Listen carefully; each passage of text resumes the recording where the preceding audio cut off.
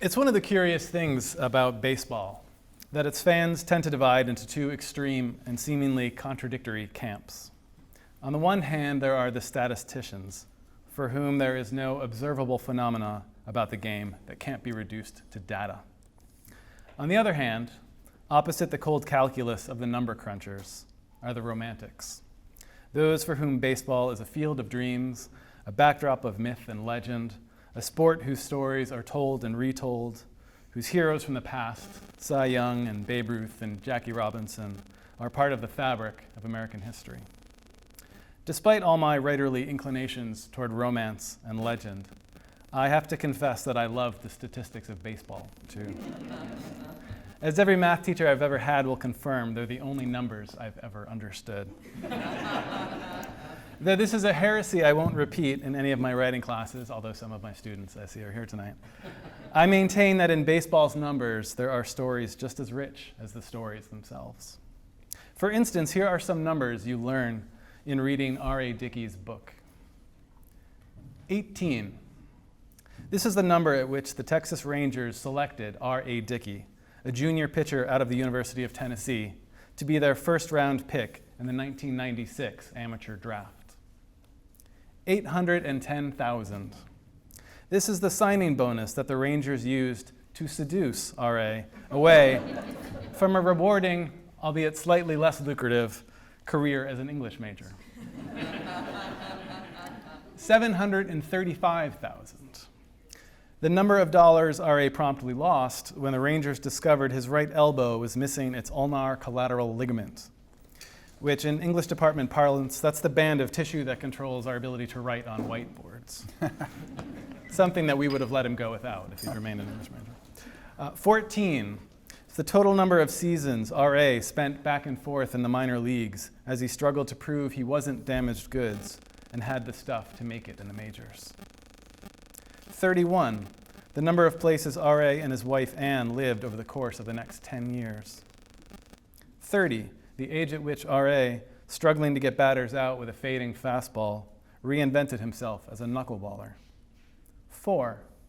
The number of professional organizations for whom R.A. played before landing his first permanent job in a starting rotation in his 9th season of Major League play. 20. The number of games R.A. won in 2012, becoming the first knuckleballer ever to win a Cy Young Award. Thank you.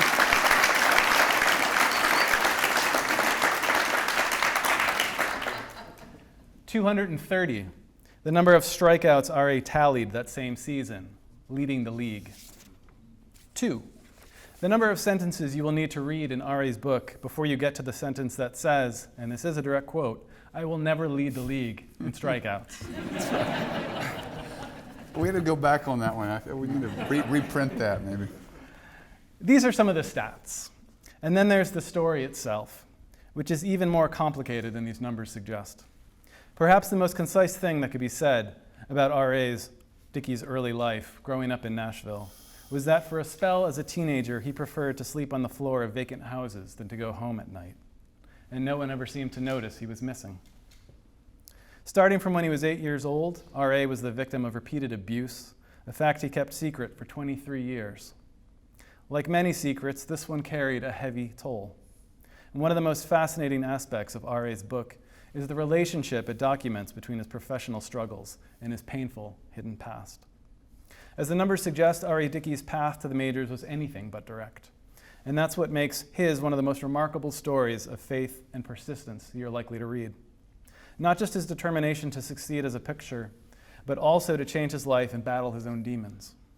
His is a comeback story worthy of Roy Hobbs, by which, of course, I mean the movie adaptation of The Natural. Yeah, you beat me to it. Yeah. Not Bernard Malamud's novel. With R.A. Dickey, we get to keep the happy ending. R.A. Dickey, having just completed his 15th season in the major leagues, pitches now for the Atlanta Braves. He is the game's premier knuckleballer, which, for those of you not fully versed in the sport, is the baseball equivalent of a poet who writes only villanelles. Nice. To my mother and me, however, R.A. will always be a New York Met, for whom he played when he won the Cy Young Award in 2012, the same year his incredible book, Wherever I Wind Up, was published. Before all that, however, R.A. was an English major right here at the University of Tennessee and an academic All-American. R.A. Dickey is a Nashville native, as is his wife Ann, who graduated from UT at the top of her class. Together they have 4 children.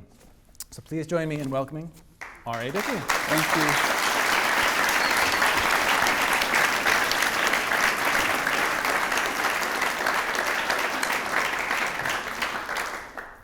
I feel like I have to add some numbers, can I?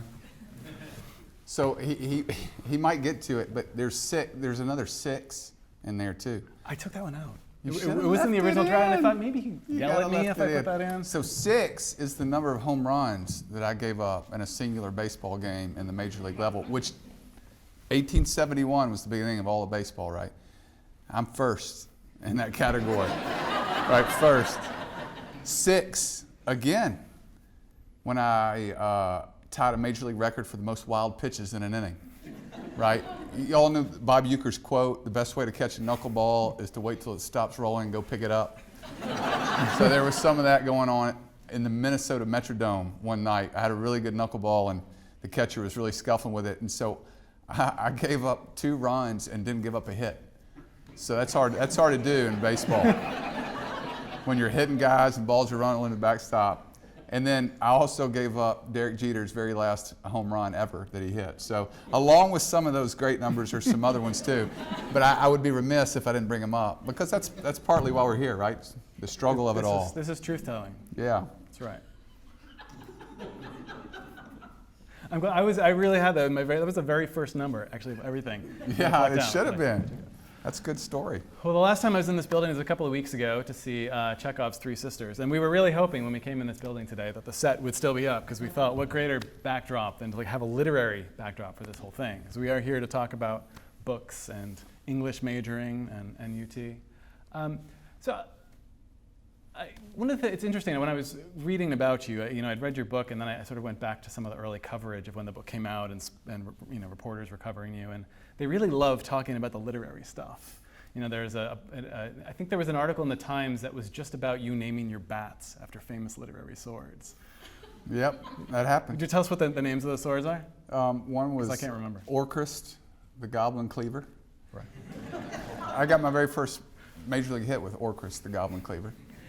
And the other one was, I'm trying to think of the other one. Runting. That's it. From Beowulf. Runting from Beowulf. So those are my 2 guys. They survived a long time before they got broken by some inside fastballs from somebody that threw really hard. And they got shattered. Well, the reporters seem very tickled with this novelty of just a baseball player who likes books and literature. But it seems to me, especially in reading your book, that it's not just something that distinguishes you from baseball players, but it's something that really defines you as a person. So I thought maybe you could start by just talking about your relationship with books. Yeah, sure. I got to kind of say that I take offense sometimes when they would do that. Like, I'd pull them aside and say, hey, listen, when you write that, you're discrediting everybody else in this clubhouse who may have an interest in something other than baseball.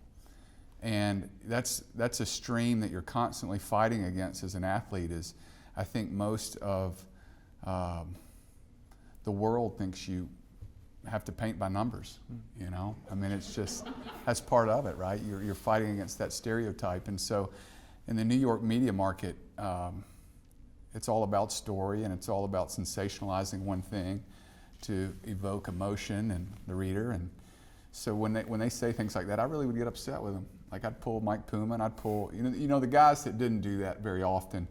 And I even had a heart-to-heart with George Vesey about it, who was a big writer for the Times at the time, and he got it. He understood. But I want to preface the conversation by saying, I'm so thankful to be here, because I love the school, and I love what the English department did in my life here while I was at the school.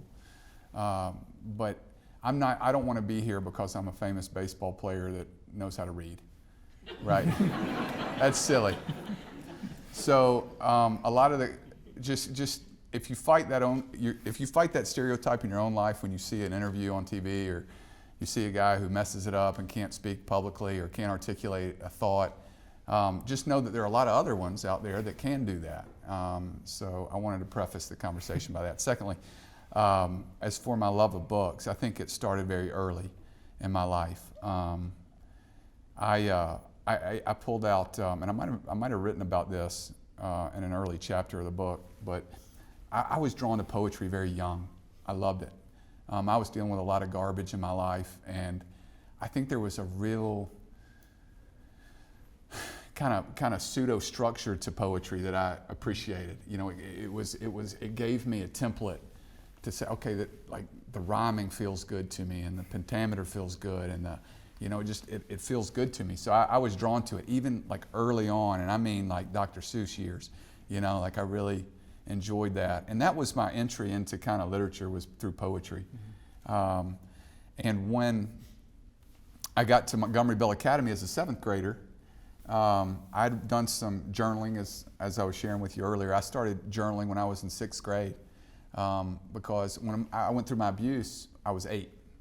And I didn't have a place to go with that, didn't know what any of that meant, and had a lot of shame around that. But one place I could always go was the page.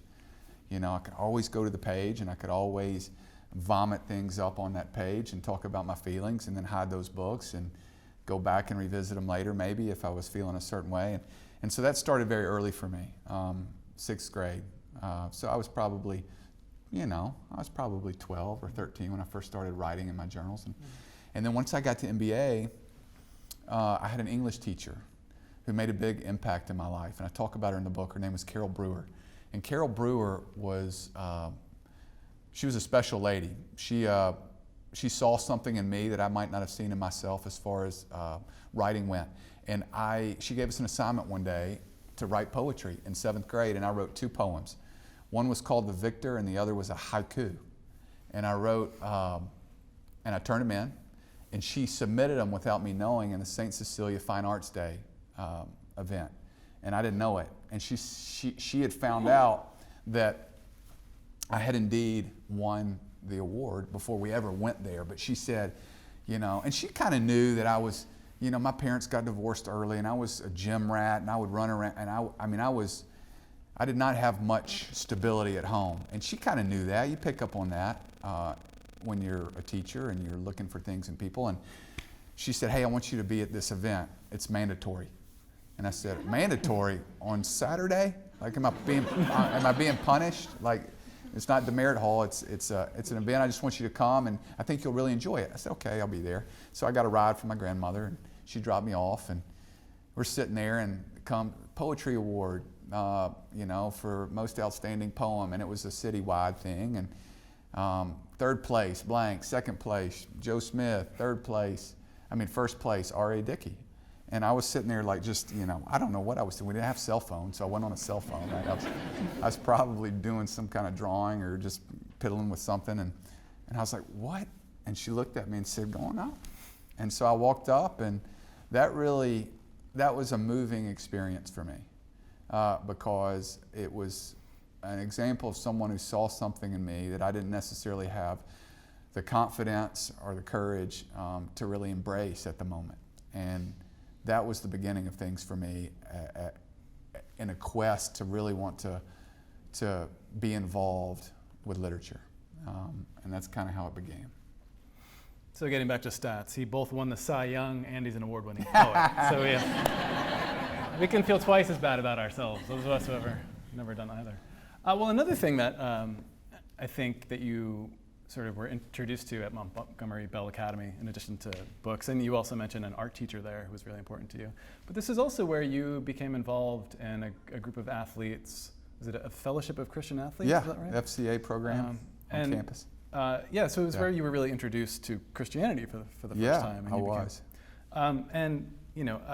So I'm curious, your interest in the Bible and the importance of that too as a book, and how that worked. Well, I think the thing that first drew me to that was, I came from the east part of Nashville, and I was scholarship to MBA on a financial aid program.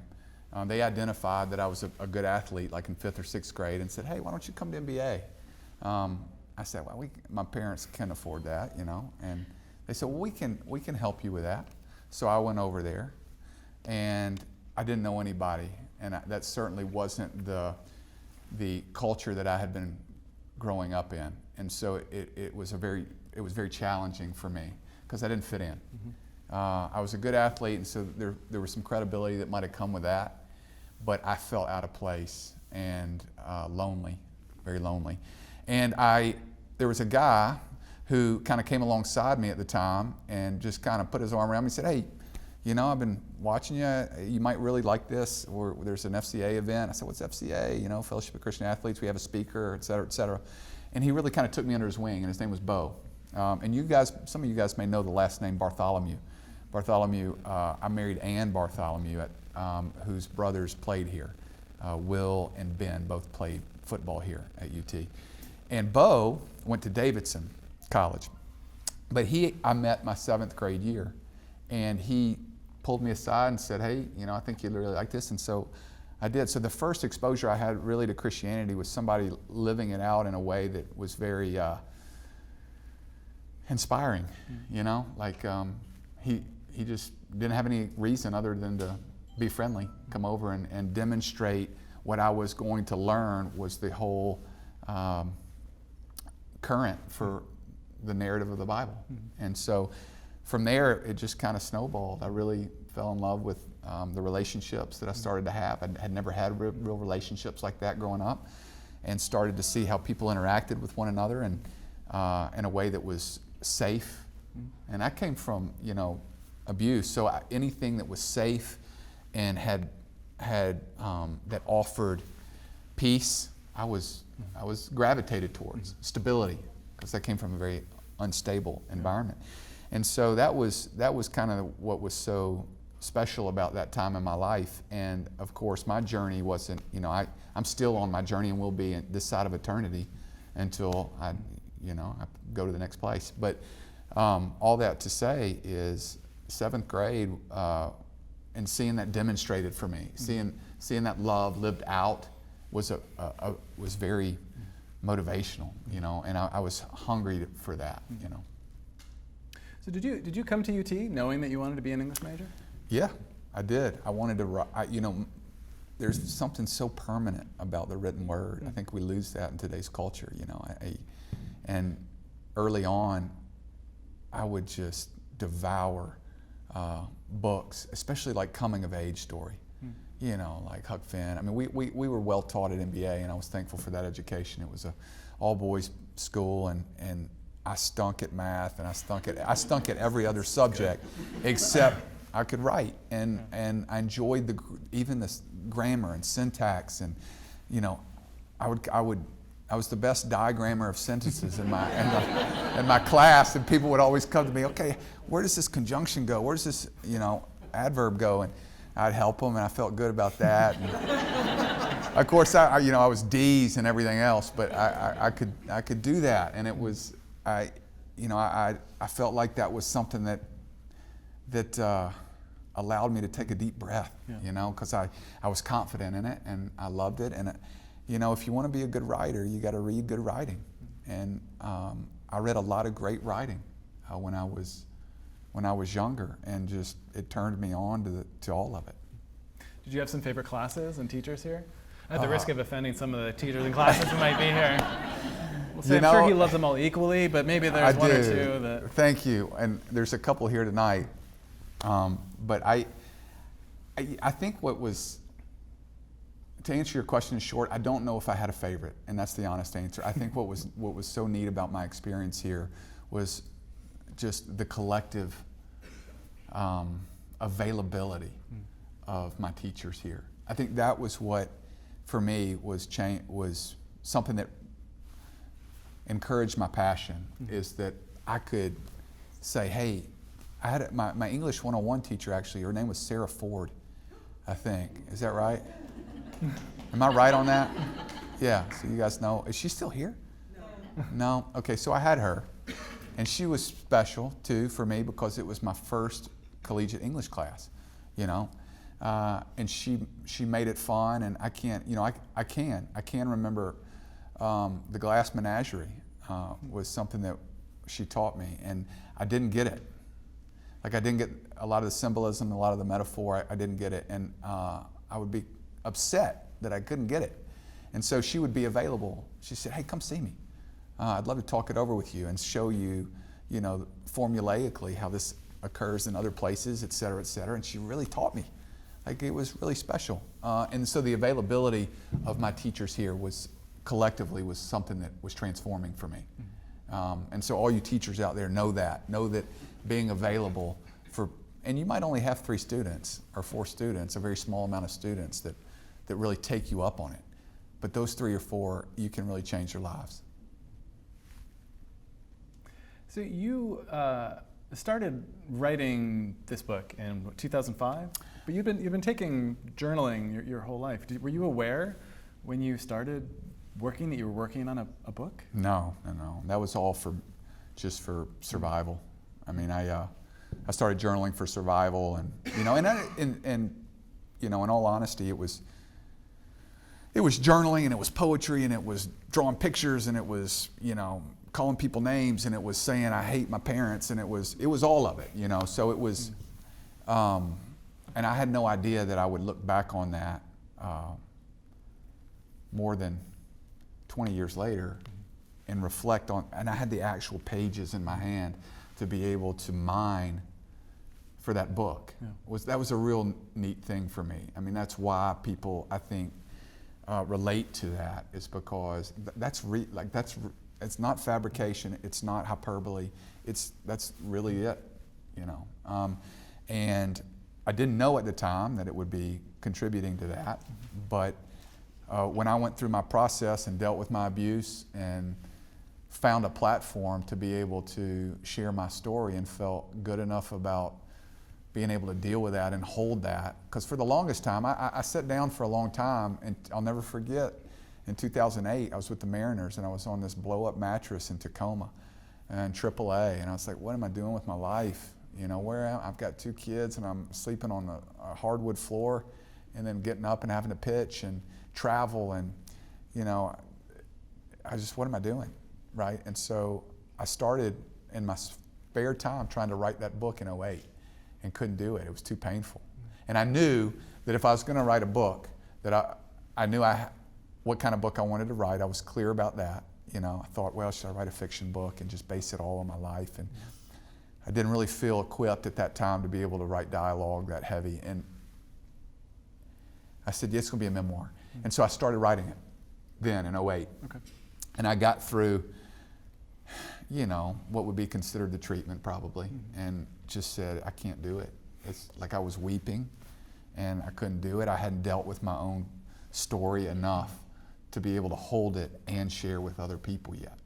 And so from there, I was really getting a lot of help because I had confronted that part of my past finally, and got with a great guy who I talk about a ton in the book named Stephen James. He's a big part of my life, and he's a counselor in Nashville. And I had gone to see a couple other guys trying to get some help because I was suicidal, man. I was at the edge of ending it because of the pain of what it had done to me over time.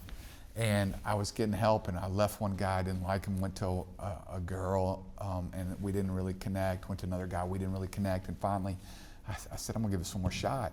And on a recommendation from a friend, went to this guy named Stephen James, and he was it for me. Like he was it.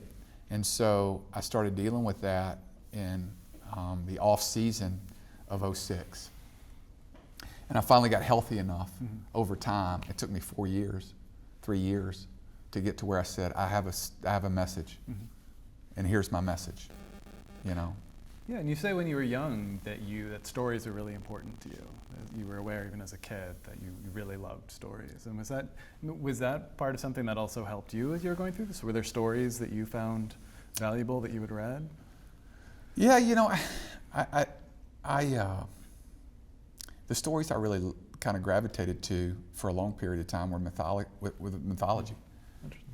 All kinds of mythology. And I think the reason I did that is because it enabled me to imagine a world outside of the one I was living in. I think that's what was so appealing about it. And I took some great mythology courses on campus here that were fantastic. but I mean, stories, Greek mythology, Roman mythology, all of it, Incan. I mean, there was always something there that said, this world is fantastic, and it's not necessarily the world you live in, but it's out there. I don't know if I could have won the Cy Young Award, literally, without having been so passionate and people pouring into me literarily.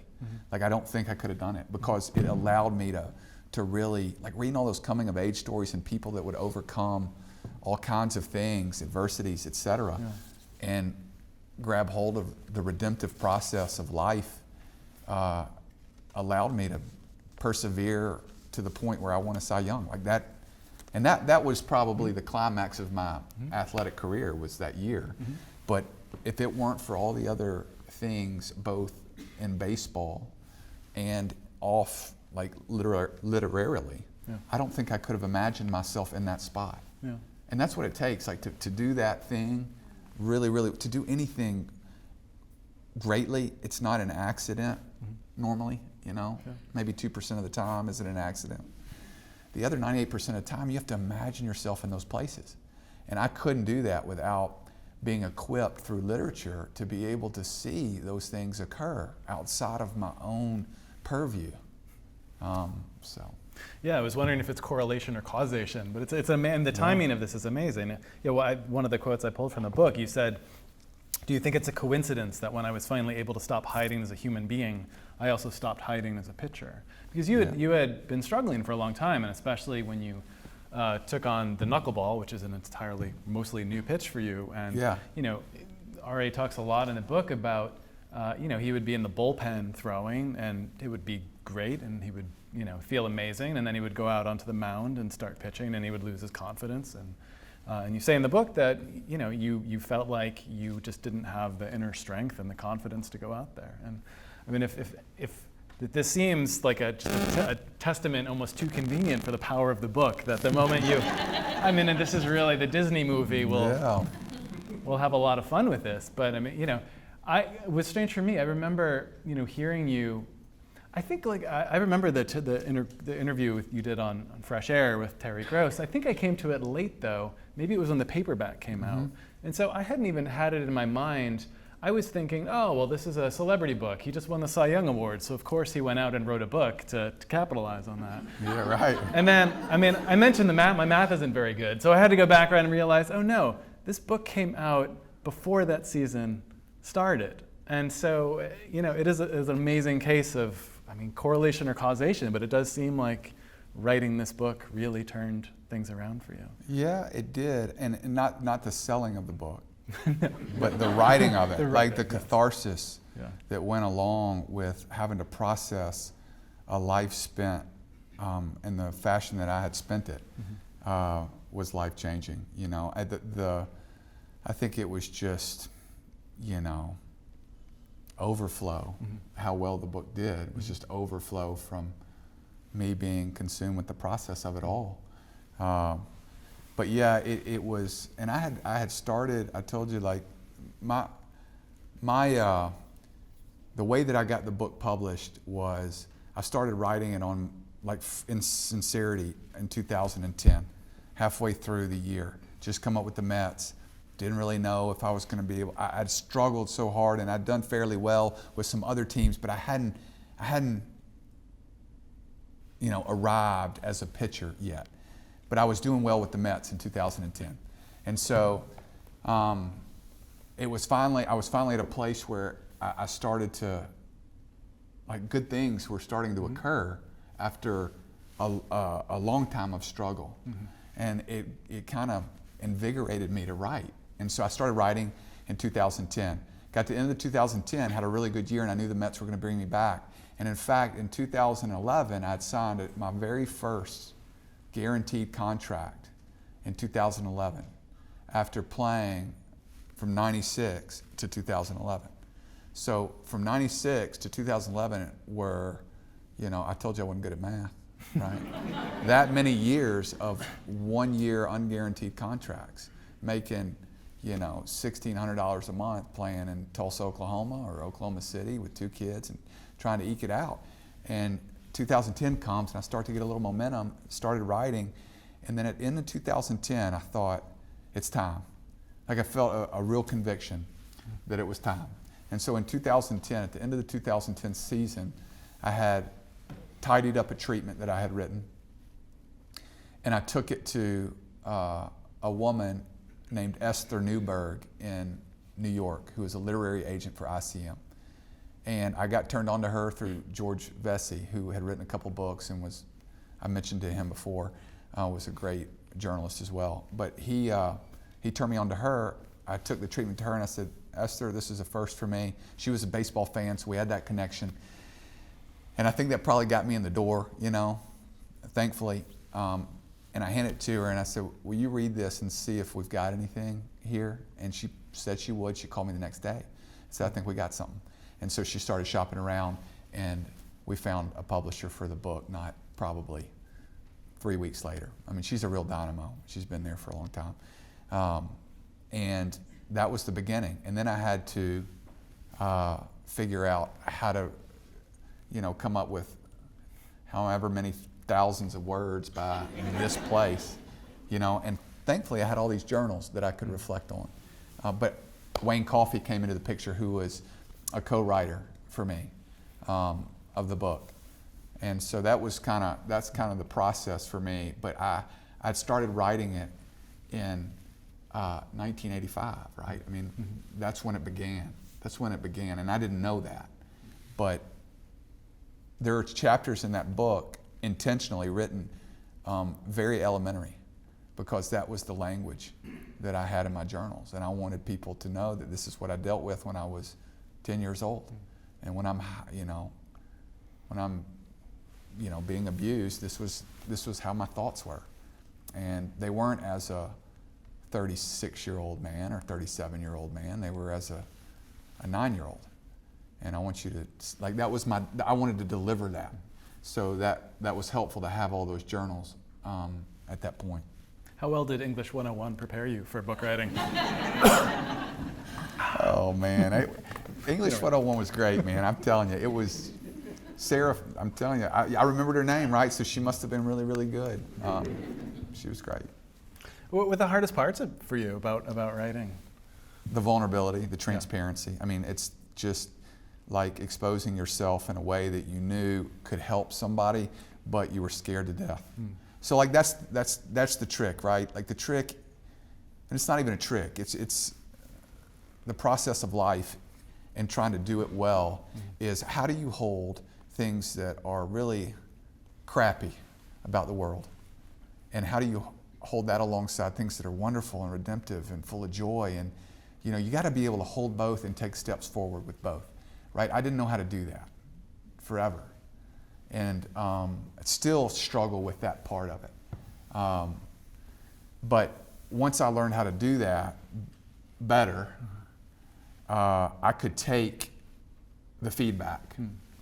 You know, I could take the person who says, you know, oh, you were abused by your babysitter. She was a girl. That must have been awesome. You could take things like just all the negativity that came around your story, because you're opening yourself up to that in a ginormous way, right? Like going on David Letterman and talking about abuse. That's different, yeah, right? That's different than Gallagher smashing a pumpkin or whatever he smashes in front of the crowd. You know, that's different than so to be, and I wasn't really equipped fully, but I was equipped enough to be able to say, you know what, it's okay that you have that opinion. You know, this is my story. I feel like it has value. I feel like I am valuable. When for the longest time I felt like I wasn't valuable. And I have something to offer. Yeah. And if you can take it and do with it what you want.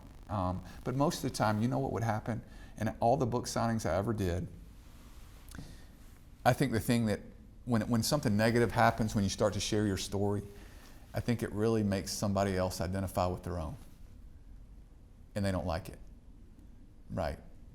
And that's what happens. I think when people when they start to demean your story, and that happens, right? That happens all the time. It's because they see something in your story that makes them look inwardly and say, wait a second, that scares me, I don't like it, you must be a fraud, right? And so I had to learn that, you know, I had great people come alongside me and help me with that. But you were coping with that. You know, it's hard enough to publish a book when nobody knows who you are, but let alone, you know, a lot of baseball books come out when, you know, a player's career is over and they're writing their memoirs. And you, of course, were doing this at the peak of your career. And in fact, you were dealing with all of this in the middle of a season, which turned out to be, you know, your Cy Young Award-winning season. How do you feel like you I mean, was just that the power of letting this go, you know, was enough to deal with all of the attention that you were getting? You know, it was a real risk. Like, and everybody, not everybody, that's not true. 60% of the people that I let in on what I was going to do with my book said, don't do it. Do not do it.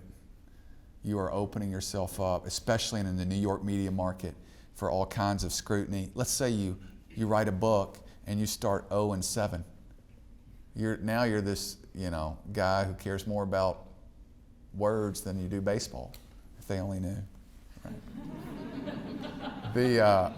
The thing about that is it was risky, and I had the people that were closest to me who knew my passion knew that it was impossible for me in that moment to keep it hidden. Like, I was done with that. And I was at a place in my life in 2011 where there was a part of me that was unapologetic. Like, I'm going to do this. And the New York Mets, they tried to stop it. Really? Yeah. And they tried to stop it when I went to climb Kilimanjaro in 2011. And they tried to stop me from doing that to raise money for to defend people who had been trafficked in India. And they tried to stop it. And I get it. You know, I got the business part of it. They didn't want me to get hurt, and I was an investment, et cetera, et cetera. And with the book, they thought it was a distraction for the team, and they didn't want it, you know. And it was the best year of my life athletically. Yeah. And so I think there was some risk involved. It was risk I didn't care about taking. If I had gone 0-10, would the book have done as well? I'd like to think it would, because it's well written. But the truth is, it might not have, right? And that's okay. Yet here we are, and it did go well, and I'm so thankful that it was able to reach a lot more people because it went well. That was a byproduct of a good season athletically. But I was too passionate about it in the moment to sit on it. I couldn't do it. Couldn't do it anymore. So it was just overflow of where I was in my story at the time. So do you counsel young players now that if they ever want to win a major award in baseball, that they should really start writing, keeping notes? Well, I encourage everybody to write, like to journal. And I was in a place this year. It's been neat to be the last few years. I'm 42. I'm gonna be 43 on Sunday, 2 days from today. And so I've gotten to be the rookie. I've gotten to be just another guy. I've gotten to be a superstar. I've gotten to be kind of the guy that's coming down the other side of the mountain. I've gotten to be the wily veteran who is now responsible for tutoring a young staff. And so in all those places, especially the latter part, kind of the denouement, I've gotten to really encourage people that it can be helpful. Like writing can help you be a better baseball player. And here's how. Like, I have concrete evidence that it can, this is how it can, and whether you share it or not, whether you keep it to yourself or not, there are no bad words that you can write. So write. Do you encourage them to read too? Do you talk to them about books? Yeah, I have had this is my 21st year to play professionally. And I would say I've run into, and this is going to feed into that stereotype that I addressed earlier, unfortunately, but I've been able to have probably 7 or 8 guys that have liked it almost as much as I have, to be able to really conversate about it, over time. But that's, that may be anywhere, I mean, that's reading and writing, and story and narrative and all, that's not for everybody. Just like math isn't for everybody, right? So We've got a little support group up here. I know, it's great. The anti-math Which, wing. if you've ever seen this man's office, you would know that math should be like your first. Really? Yeah, I mean everything's at right angles. I'm man. glad It's like- I'm super glad that I present that appearance. It's awesome. Just gonna keep doing what I'm doing. Oh, I had a question and you distracted me from it. What was I gonna ask you? Oh man.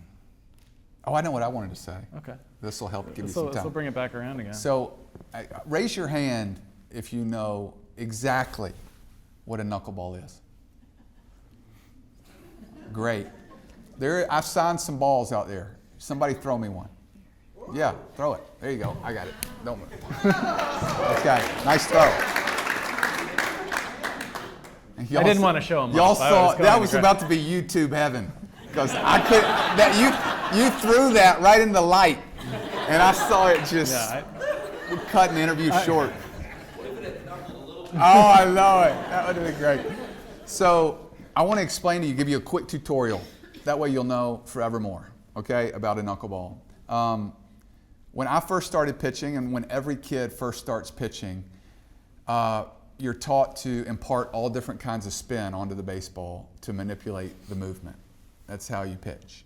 So when you turn on the World Series and you see Kershaw facing Keuchel, or you see whoever, they're trying to spin a ball a certain way to create movement, late movement, hopefully the last 16 or 18 inches before it reaches the plate, late movement, which is very hard to hit squarely. So the toughest thing in all of sport, in my opinion, is to hit something round with something else round squarely, right? That's hard to do. And so my job as a pitcher is, how do I upset the timing of that? Well, putting different types of spin on the baseball is what you do to upset that. So for instance, this is called the horseshoe of the baseball right here. If you want to throw a four-seam fastball, you grip it across the horseshoe and you let it roll off your fingers so you get real true backspin and it keeps it right on line. So if I want to throw a ball 1 inch off the outside corner of an 18-inch plate, 60 feet 6 inches away from the mound, then I want it to stay true. So I want to impart four-seam spin on it. You got four seams cutting through the air so that it stays stable in the air. Two-seam fastball is a ball that you see sink. So it's going to go down and in from a righty to a right-handed hitter. Okay? Curveball is overspin. So I'm pulling down on a ball so that it overspins and has downward momentum. A change-up you throw just like a four-seam fastball so that when it comes out of your hand it has the appearance and the illusion that it's a fastball, but it's about 10 miles an hour slower. So guys mishit it. But they're all spinning a certain way. And that's what you're taught to do from the time that you're 5 years old until the time that you quit playing baseball, unless you're a knuckleballer. Okay? And in the history of baseball since 1871, there have been 13 guys to ever win 100 or more games as a knuckleballer. There have only been probably 40 knuckleballers ever.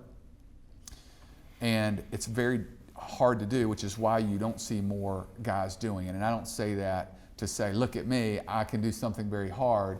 I'm saying it's really hard to do something that you've done your whole life differently. It's just hard and that's in any endeavor that you choose.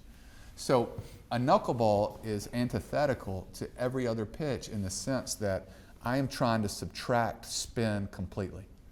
So when a ball leaves my hand, from the time it takes to come out of my hand to the time it gets to the catcher's mitt, I want about a quarter of a revolution on it.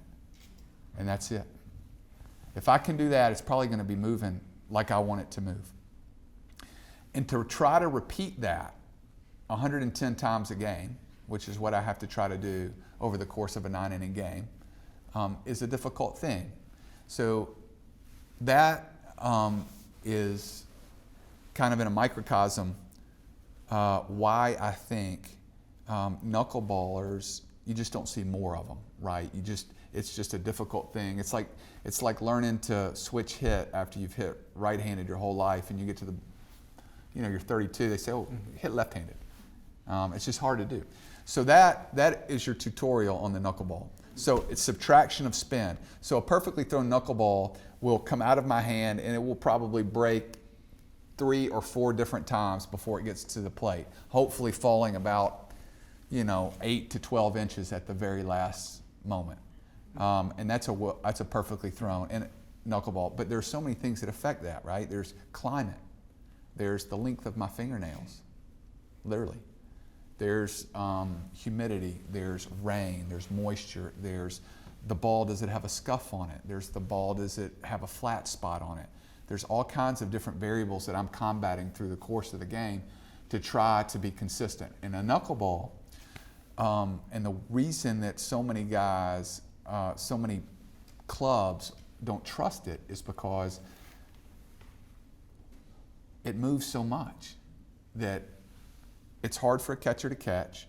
It's hard for a guy to be consistent with it. So my whole career as a knuckleballer was built around how can I have this trustworthy product? How can I be trustworthy and consistent with a pitch that moves inconsistently, right? There's the metaphor for your whole life, right? I mean, it's how do you do that over and over and over again? And so that was my struggle from the time that I started in 2006, learning the knuckleball, to today, October the 27th, 2017. I'm still on that journey. Like, how can I do it well? How can I do it better? How can I do it more consistently? And for the most part, better is more consistent. If I can do it more consistently, because I've got a good knuckleball. Like, I think it's important to be confident about the things you do well. I think that's important. I have a good knuckleball. And so if I can do that over and over and over and over again, that's the ticket, right? That's how I can make more money. That's how I can survive in the big leagues longer. That's how I can do all the things that, as an athlete, I've dreamt about doing since I've been very, very small. And as an indication of how hard all this was, in what 2009 or so, 2010, you were calling around colleges and asking UT for your transcript because you were considering becoming an English teacher. Yes. It's like, screw this knuckleball. Right. Well, it's much easier. What we do is easier. If you're well, no. In a perfect world, I would have started as an English teacher and then said, I want to go be a knuckleballer. But it doesn't work that way. Like, I had to start the pitching thing because it was available. Like, I wanted to be an English teacher. And I think that's why I responded so well to my teachers, is because I always wanted to be one. Those are the people that impacted my life more than anybody else, were teachers and coaches. Those two groups of people saved my life over, not just once, like over and over. And so my passion before I got drafted here was I eventually want to teach somehow in some capacity, and how can I do that? So when I got to the point that you're saying, I was fed up and I was trying to explore other avenues to be able to take care of my family, that's the first thing that I thought about, right? Because that's what I'm passionate about. So what do you think? Is it still out there? Yeah. Is it still on your bucket list? Yes, it is. It is. This whole knuckleballing thing ever, You guys are so educated, though. I'm scared that, like, I don't know if I have enough time to devote. It's like my office. It's just it's a mirage. I don't know what capacity I'm going to be able to do it. Whether it's, there's some opportunities locally in Nashville for me to be able to teach what I know, and I can only teach out of my own story, right? Like, that's what God's given me. Like, I can teach out of that, and it rings true. It's not heresy, right? It rings true. And so if something rings true, then you could probably share it and have some success in reaching other people by sharing it. And I have that. So, the formal degrees and the letters by my name, I wish I had. I really do. Because that would enable me to do what you do. But I don't. And so I have to use what I have to be able to communicate what I'm passionate about. So what would you tell young people, high school students, your own daughters, or thinking about what to study? What would you tell them about being an English major and why? Well, they know, like, they've all read the book. Like, my girls have both read the book, and so they know how important it has been for me.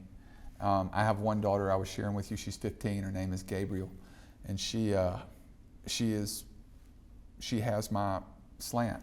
Like, she's drawn to it. And my other daughter is an athlete that loves it, but it's not passionate about it, right? She doesn't wake up and have a conversation with me about the next book to read. My first one does. So it's all about, like, as far as the framework of my own family, it's how do I discover what they're passionate about and encourage that passion so that eventually it can become a vocation for them. Like, that's one of my roles as their father, that I believe, is to do that for them. That's something that I take very seriously. So I've got to be able to identify which one likes this and which one likes that, and I have to take my own story out of it if I'm going to be fair for them. Because one of the things, I think we talked about it, if you're not careful, the bad and the good that you have, you will gift wrap it and hand it right to your kids if you're not honest about it and about what you do and what you're good at and what you're bad at.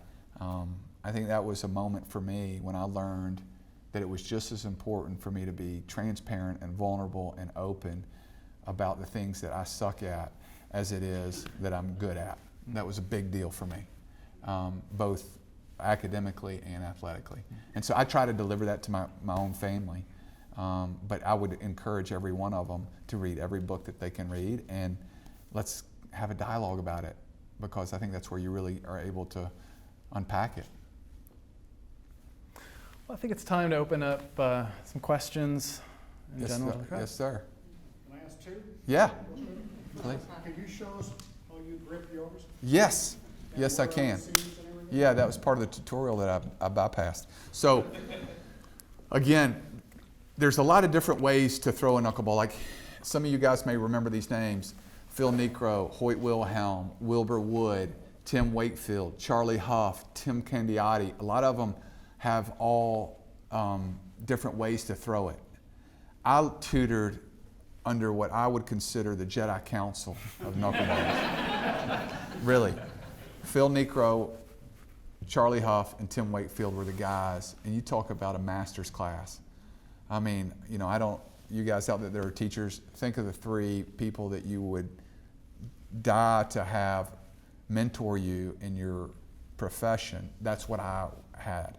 And that was a reason I became partly athletically who I was. And I have the same grip as Charlie Huff.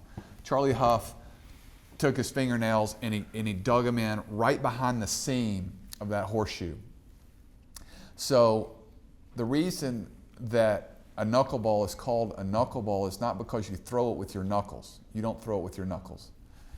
You throw it with your fingernails. The reason it's called a knuckleball is because when I'm delivering the pitch to the batter, what do you see? You see my knuckles. That's why it's called a knuckleball. But most people that I talk to go, you put your knuckles like that and throw it. I said, no, not quite. You're close, but not quite. So please, when you're talking, just in case you're talking to Jim Bouton or some other knuckleballer, know that you use your fingernails. And so you dig your fingernails in behind that horseshoe, and you take your thumb and you kind of put it right here. You want to be off the seams, because one of the things that promotes spin, which is an enemy of the knuckleball, is when your finger gets hung up on a seam and it starts to spin it. Now, it might be a corkscrew spin, and you might get away with it, but it's not going to be your authentic one. It's not going to be your true knuckleball. And so for me, it's taking my fingernails and digging them in right behind that horseshoe, not in the seam, but right behind the seam. And that's how probably 40% of the guys threw it. Some guys threw it with 3 fingers, and they threw it right down. This is called the runway of the baseball, right down the runway. So they take 3 of their fingernails and throw it. Some guys would take 2 fingernails right in the runway and throw it that way. None of it matters, except when it pops out of your hand, it better not be spinning. That's the moral of the story. So however you can do that, if you can punt it up there and it doesn't spin and it's about 68 miles an hour, you got a shot. So that's how I throw mine. Good question. So Jim Bouton was someone whose book was much more than just about baseball. Yeah. You ever talk with him? Oh yeah. I was sharing that story with someone at the reception over there. Thank you. About my interaction with him. There was a movie that came out, and it's on Netflix. You can rent it now. It's called Knuckleball. It's a really good documentary. And the girls that did it, Annie Sundberg and Ricky Stern. And I think it was awesome that 2 women did a documentary on the Knuckleball because they had such a great perspective. They made it so much more about the pitch. They made it about the narrative of the men who threw it and how they related to one another and the real fraternity that's there, because it's a lonely place to throw a knuckleball. I can't turn to Julio Teheran, who's a teammate of mine and a starting pitcher for the Atlanta Braves, and say, hey, help me with this. I can't. You know, if I was a conventional pitcher, I could turn to him and say, how do you hold your slider? And he could show me, and I could use it in a game, and maybe I'd have some success with it. But I can't do that. So I have to have people that have gone before me and done it. Boughton was one of them. So that was the genesis of our relationship. Was I met him at a Knuckleball movie premiere that featured most of the knuckleballers that are now still living, myself included. So we met in New York. There was at the film festival. We watched it. He was there. We got to talking. He had read my book. I had read his book. Well before I ever became a knuckleballer, I read Jim Boughton's Ball 4. And it really impacted me because he was, he told the story of behind the scenes differently than it had ever been told before, and people ostracized him for it, right? He talks about Mickey Mantle in a derogatory way. People wanted to lynch him. I mean, they wanted to kill him. And so what I learned from that is, you know what? I need to make my memoir, and his memoir is great. Like, I really appreciated his whole story. And I think what gets lost is that he had an incredible story, but the override is, well, he talked about Mickey Mantle and Roger Maris, and and he told bad stories and made them look bad. And that's the story of Jim Boughton. It's not. It's so much more than that. So when I wrote my memoir, I wanted to make sure to devote, yes, I wanted to lend anecdotes so you could get a peek behind the curtain. Like, for instance, I share a story in there about I'm pitching for the Texas Rangers in my very first major league appearance. And Alex Rodriguez is the shortstop, okay?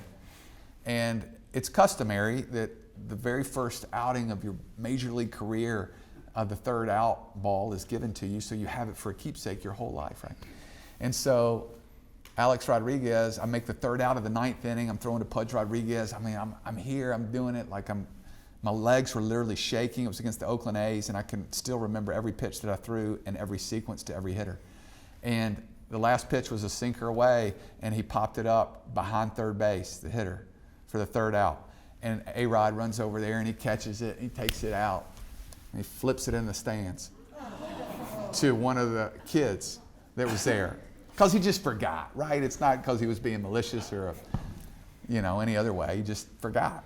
But that was the extent of my story, right? It wasn't to shame anybody. There were a couple of more good A-Rods. Yeah, there's some more good A-Rods. Actually, you that was the gentle one. There are some, but I wanted just to make sure that the onus wasn't on anybody else's story. That was a book about mine, and I didn't want anything to take away from the message that I was trying to deliver. And A-Rod is great question. Yeah. Yeah. Who were some of your best teammates? Some of my best teammates. Yeah, I've had some incredible teammates. I think early on, I kind of came up in the steroid era before it got policed like it is now. And in that steroid era, I was so intimidated. It was my first outing. I kind of write about it some in the book. When I walked into a stall and I saw like syringes literally laying around the commodes, and I was like, "What is this?" Huh? And so I started asking around, and they're B12 shots, right? Not really. But I had some teammates on those early teams, like a guy named Jeff Brantley was one of my favorite teammates of all time. He pitched at Mississippi State. He was awesome. And he was an older guy, kind of like I am now. He was on the backside of his career, and I was a rookie. We went to Toronto one time, and I had gotten called up, and I hadn't pitched yet. And I was on my very first major league road trip. And you got to wear a coat and tie. You got to wear slacks everywhere you go. I had none of that. So I got there, and we went on the road trip, and I had a sports coat that my grandfather had bought me, with navy blazer, gold buttons, and I wore it everywhere, and it was fraying. And he said, "Hey, I want you to meet me in the lobby. I want to talk to you." And so I thought he was going to just bless me out about not having the right, we're in the big leagues now. You got to dress like a big leaguer, right? Kind of thing. And he took me shopping, and he took me to an underground mall in Toronto, and he bought me probably $1,000 worth of clothing and didn't ask for, the only thing he said, do this for somebody else when it's your turn. That's all he said to me. Took me to lunch at this great restaurant. And so it was moments like that that really gave baseball a real humanity in an era when, guys were taking steroids and doing all kinds of other things. That was one example of a great teammate. Raul Ibanez was another great guy. Mark Teixeira, Michael Young for the Rangers. And then in Seattle, believe it or not, Ichiro Suzuki was a fantastic teammate. He got to really, he said he had 3 passions in life. He's no kids.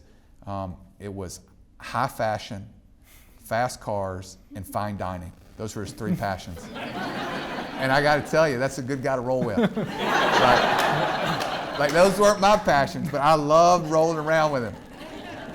And so he was a great teammate. And there's stories like that all throughout. Like recently, like this last year in Atlanta, Freddie Freeman is a great teammate. He's a great guy. If you root for him, you're doing a good thing. He's a great guy. And so are a lot of the guys on that team. But I kind of gravitated towards some of those guys. Yes?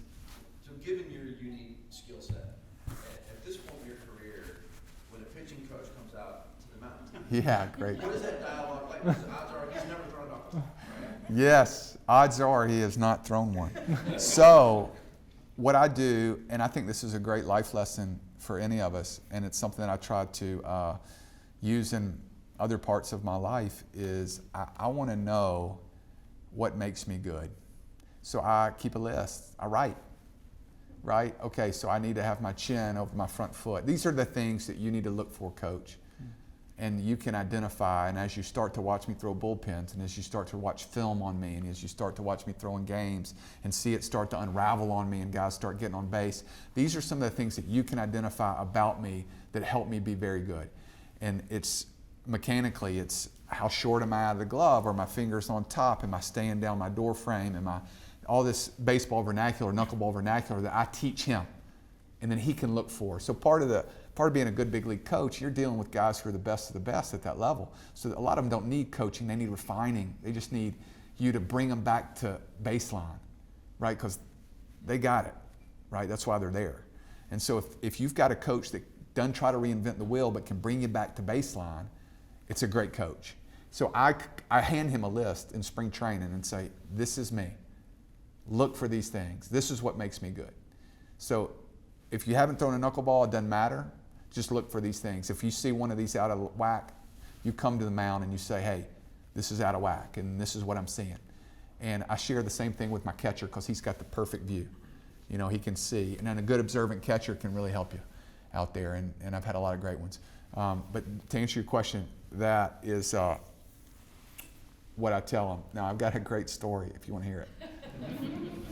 So I break camp with the Minnesota Twins in 2009. I made the team out of camp. I pitched great in spring training. Don't know even how I did it. I wasn't there yet, but I did it. I pitched great, had great results. And they're like, this guy, we can use him every day. Knuckleballer can throw every day. This is a great guy to have on the team. And so I made the team.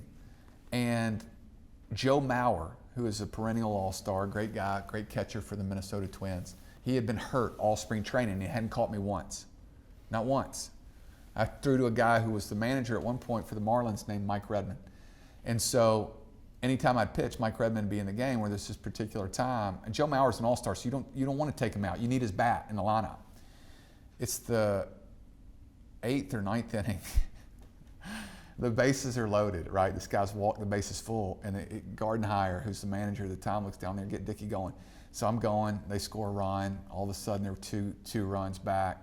We're 2 runs back. It's getting out of control maybe. Hey, we got to bring you in. So I get to the mound, and Gardenhire looks at me, and he looks at Joe, and he says, what do you think? And Joe says, I don't know. I've never caught it. And so Gardenhire, I'm a knuckleballer, right? That's what I throw. He says, hey, R.A., don't throw your knuckleball. That's the manager telling me that, right? So I'm thinking, what am I going to throw, dude? He says, hey, just throw your fastball and your slider. And I say, I don't even throw a slider. What do you mean throw a slider? I don't throw one anyway. I never even threw one.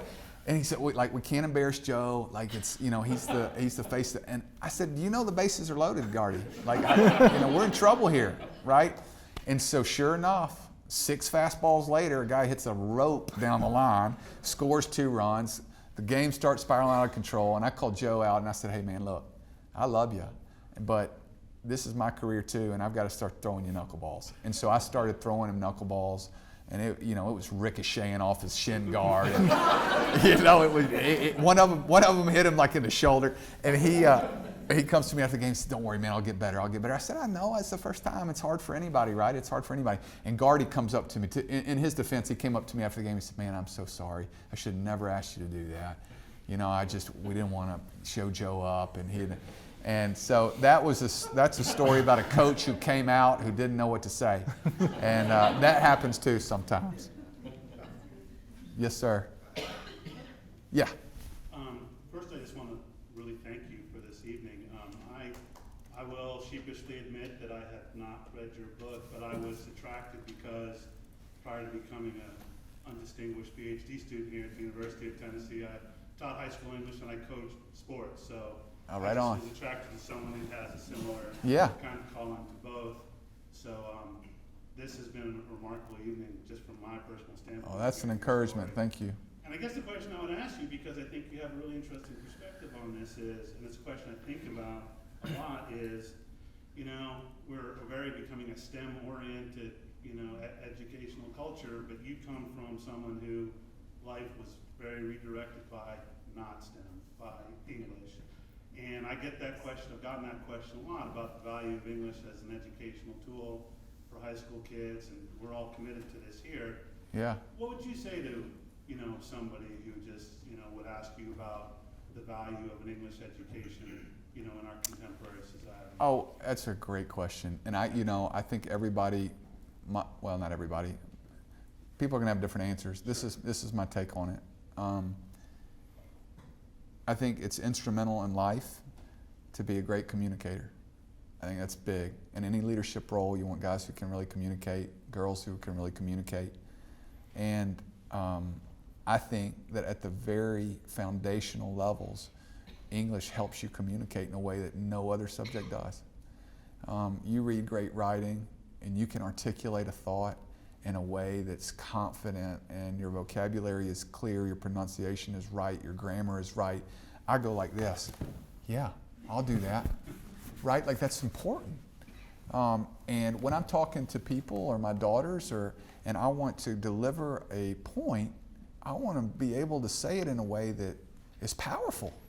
And if I don't know English well, then I can't do that.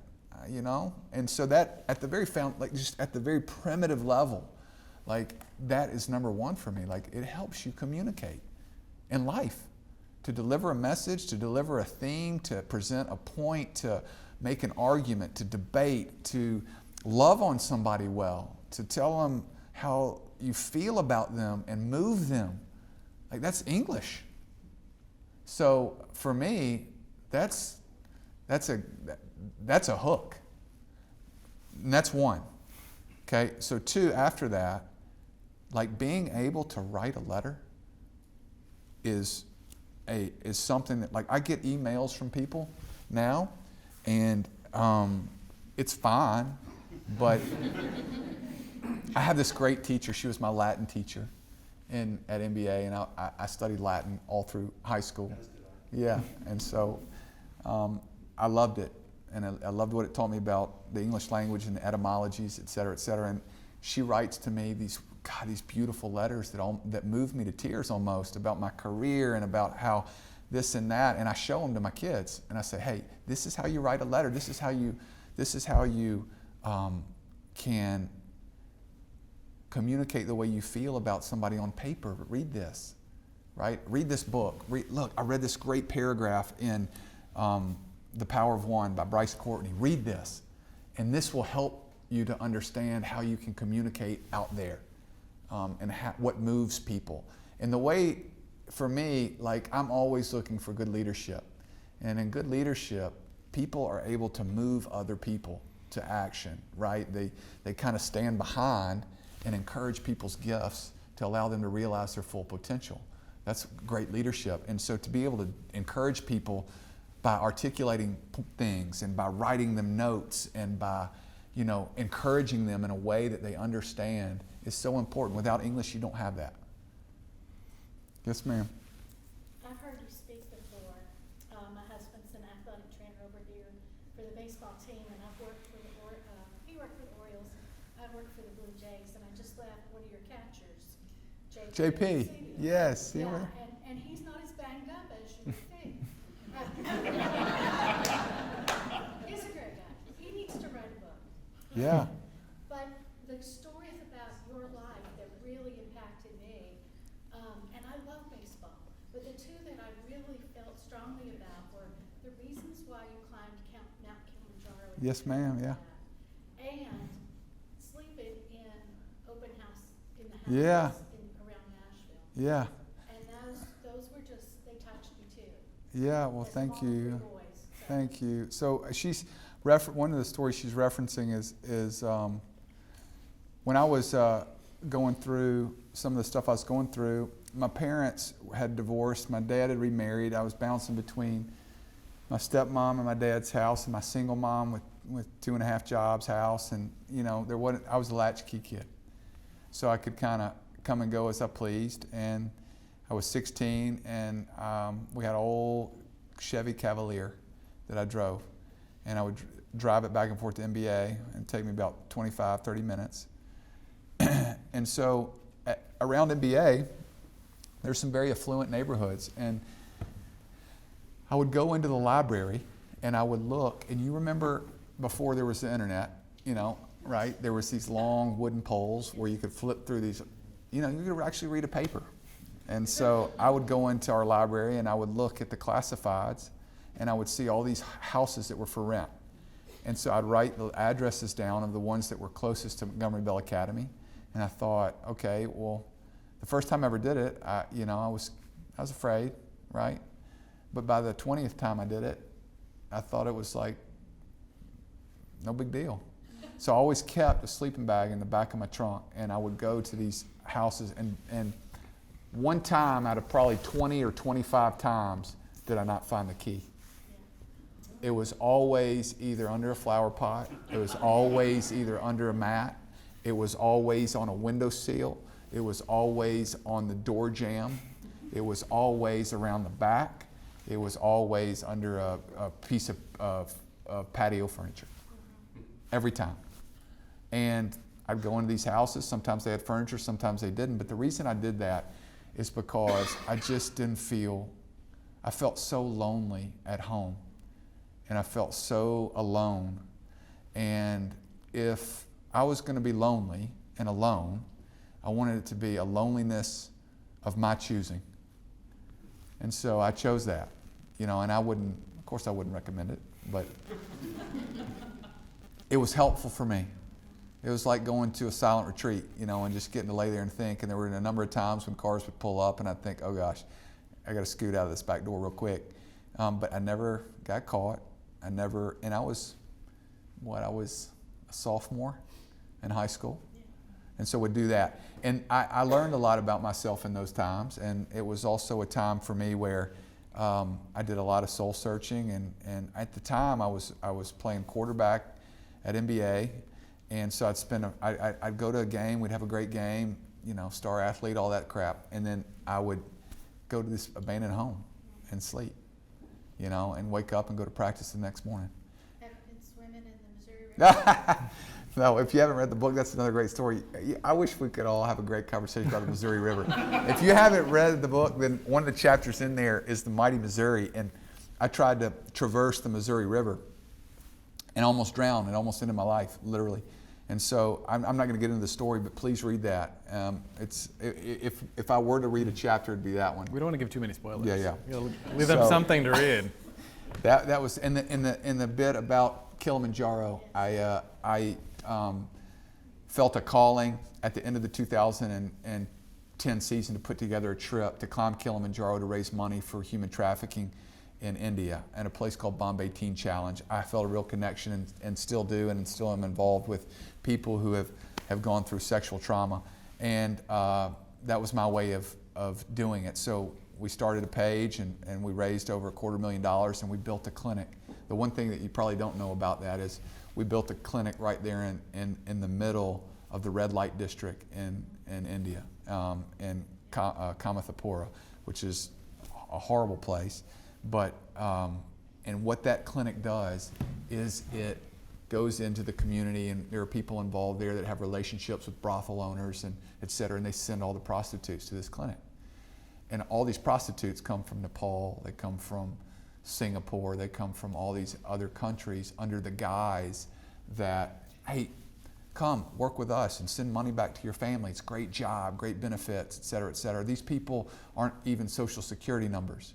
They have nothing. They don't, like, you would never know that they were gone if they left. Okay, it's those types of places that these guys are going in and basically abducting these girls from under the guise of that. And the younger, the better. The younger, the more expensive. That night Okay. at the lead-up banquet. Yeah. You and I talked after, and I told you that was the one thing that you've ever done that I was the most proud of. I appreciate that. Yeah, well, you should meet some of these girls Yeah. that have come out of this place and transformed their life in a real special way. So that's what she's referencing, just to give you some insight into that. Yes, sir, Mr. Baldwin Lee. The story about swimming in the Missouri River, when I read it, it was really like reading mythology.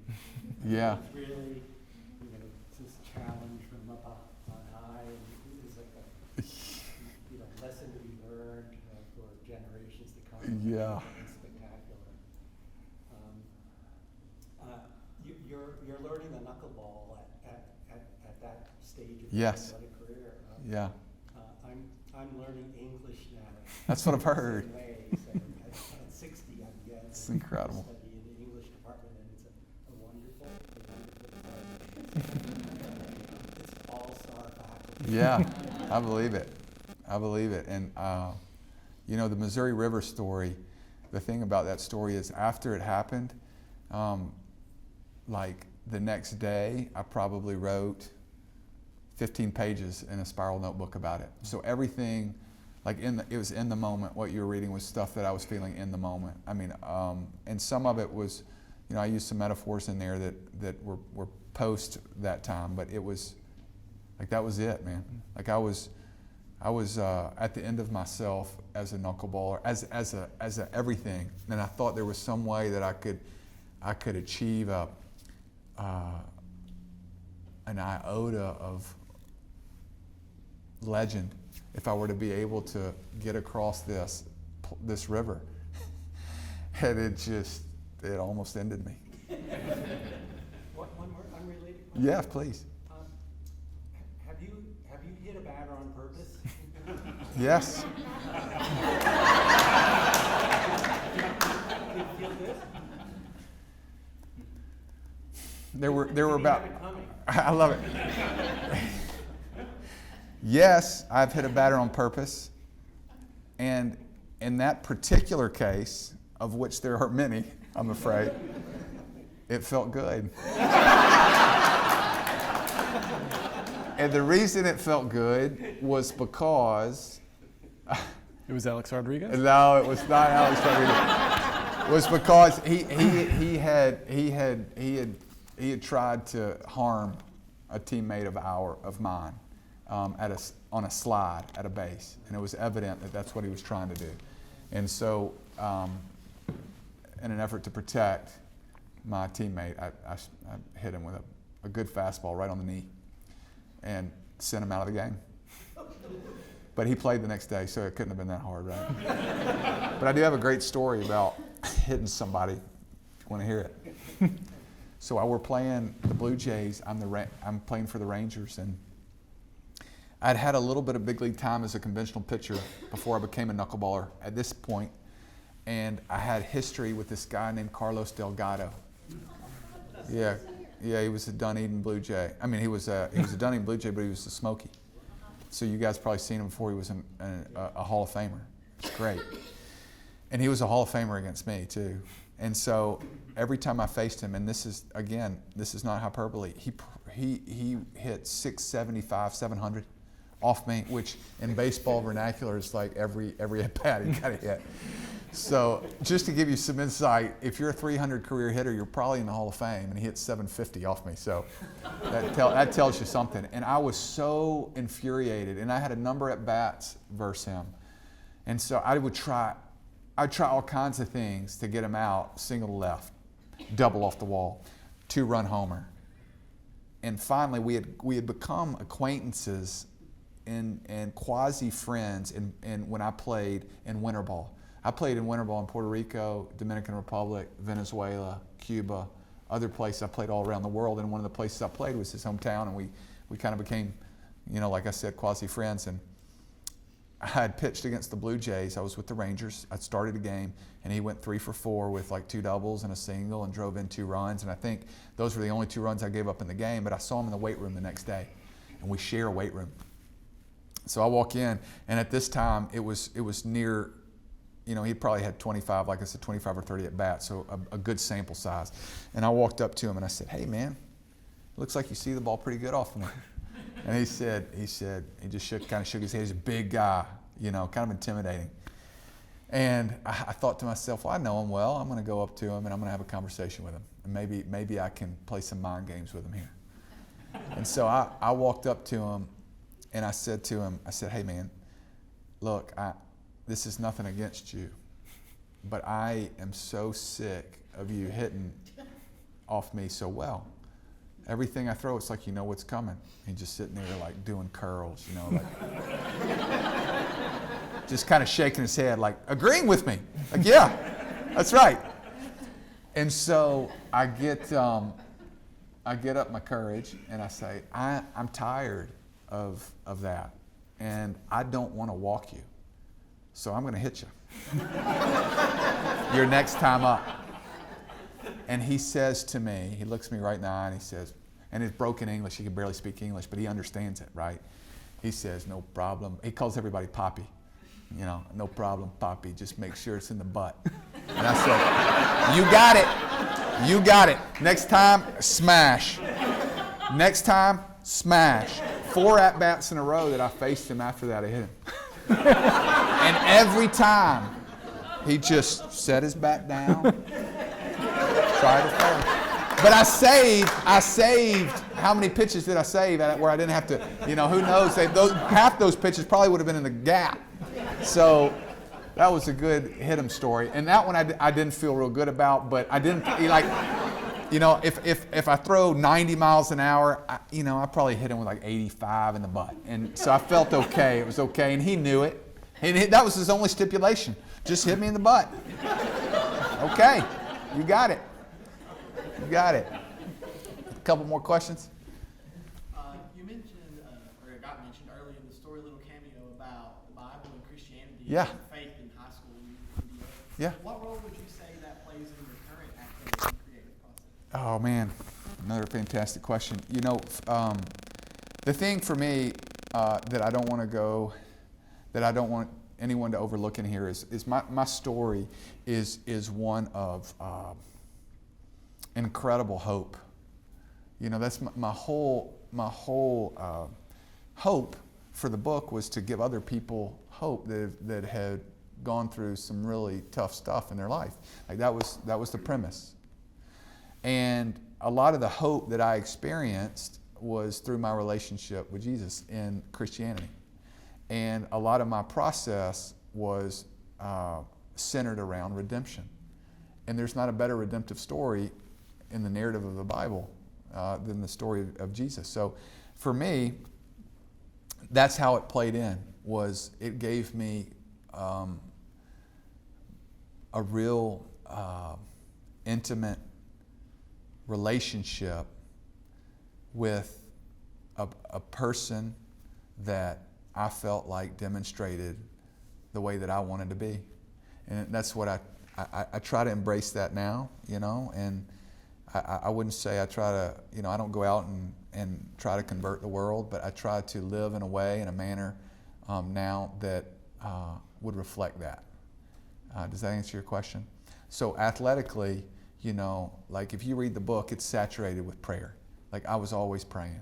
I was always like, because I was asking for, like, I needed hope. I was in a desolate place, and I had an experience with Christianity where I felt like that was something I had access to as I unpacked the Bible. And so that really helped me. It helped deliver me in really dark times. It was the thing that when I was, and I'll share a real intimate story with you that was not in my book, but we're friends. And it was 2000, it was before I started seeing Stephen James, and I'd had enough. Like, I was ready. Like I was telling you before, like I was ready to, I felt like a disappointment as a husband, as a father, as a professional. I was trying to learn the knuckleball, but I was failing, and I was hanging on to, and I didn't have any, felt like I didn't have any identity, and it was just really hard. Like, and plus I was dealing with my abuse at the time, and felt so worthless and full of shame. And that's what it does. Like, that's what drives people to end their life is shame. Right? That's the great tool of the enemy. Whatever enemy that you believe in, like, that's it. And so I was at that place, and I was in my car, and I had a green garden hose that I duct taped to the tailpipe of my car, and I had it run around to the driver's side window, and I had a towel, so that the hose was in here, the towel was stuffed so that the monoxide could get in the car quickly. And I had my hand on the key, man, and I was about to turn it. Like, I was a second away from turning it because I knew it would be painless and I could just get out. I could get out. And the last thought I had was, like, is this it? Like, is this what you want? And I didn't that you was directed at God. Like, I was angry with him, and I was hurt. How could this be my story? Right? It's not fair. Like, all the things that are really hard about this life that I told you earlier and I felt a very, what I would say, for me was a very internal audible voice that said, don't do it. I've got something else. That was it. Wasn't like, thunder comes down or it started to hail, or the hood ripped off and I didn't know why. Wasn't anything like that. It was just a very clear, just those words. Don't do it. I've got something else. 7 words. That's it. And I took the key out of the ignition. I sat there and I just bawled my eyes out. And my wife and kids were somewhere I didn't even know where they were at the time. I got out of the car, and the next day I went in and talked to Stephen. And that was when it changed for me emotionally. Like, that was it. But the foundation, to answer your question, your first question, the foundation of that decision to not do it was based on me believing in another plan for my life other than escaping the world that I knew. Does that help? Does that make sense? Got time for one last question? Yeah. Yeah, we got 2. Go ahead. Go first. So this may be a little ball, but I'll try to keep it brief. So I'm a former journalist, and I work in politics, and so I'm always watching the news, listening to the news here on campus from NPR, and reading papers and things like that, and of course, political junkie. And so things have been a little bit rough the past few years for folks of my interest. Yeah. Right. And news industry's in a bad way, and so it's our country in a lot of ways. And so for me, I've kind of fled to the founders. I talked to some of my friends about this too. I find a lot of comfort reading about the birth of our nation. Yeah. And the hopefulness there. It's interesting that hopefulness comes out of hopelessness. But then I also have a deep interest in history as a result of all that. And so one of the things that I also find a lot of comfort in is baseball. Mm-hmm. For the past 3 or 4 years, I've really just kind of been full bore in baseball. And I tried to explore why that is. And I think it's because there's a thread of American history and baseball that kind of comes together. Agreed. Every element of our history, there's a baseball story that goes right along with it. Where do you, kind of throwing this at you, assuming that you may even have the same feeling, where does that story, where do those things Now there's a great article right there. The answer to that question. Well, I think one of the things we are enjoying right now as a baseball community professionally is that we're in the kind of a golden age right now of baseball. Like it's regained its popularity from an era when steroids overtook it and people went away from the game and there were strikes. We've had labor peace for a while now, and I came in right after the very last strike in 1995. And so we've had a period of real peace, and there's a lot of parity in baseball. But it's also become a very political sport too, in a lot of ways, I think. I think you're seeing some of that in football with people kneeling and whatnot, and demonstrating their rights as they see them. In baseball, I think sports in general, and baseball is the same way. I think the thing it offers this nation is a real stability. Like you said, it's always been around, right? And it's recently, in this present age, it's almost, as much as a sport can be, it's almost without some kind of thing attached to it that would it's just there. It's comforting, is what I'm saying. Like baseball is comforting. Like you turn on the TV and you hear these great voices, Vince Scully and all these guys. It's like it's so interwoven within the tapestry of what we are as Americans that it brings a real comfort to it. So like, for instance, when 9/11 occurred, right? That's not too long ago. It was during baseball season. And what baseball brought to the world as we know it as Americans was something very stable. We kept going. We honored the fallen. We were viewed as an industry that really cared about the well-being of a country. It's not often that a sport as a collective, has that responsibility and is seen as an industry that really helps support that. And we've enjoyed a period from that moment until now. Like I hear the national anthem 162 times throughout a year. That's how many games there are in the major leagues. We play 162 games in 183 days.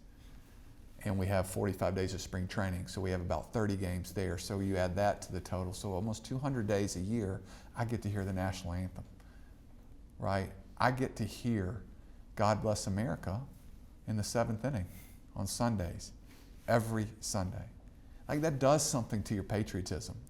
And that's what you're asking me, where is baseball's place in America today? I think it's in that place that calls on everybody in this country's heart that is comforting and grounded and consistent. You just don't have the drama that you might have seemingly in other sports, whether it's basketball. You see all this stuff going on there, or in football. It's just there. It's there. It's in the background, always. And that's why it's so neat. And it's such a long, 162 games a year, it's always there. It's always around, It's always around. Yeah. So I don't know if that answers your question, but that's what I see. I just see it's steadfast. It's loyal. Well, please join me in thanking Thank you. Thank you.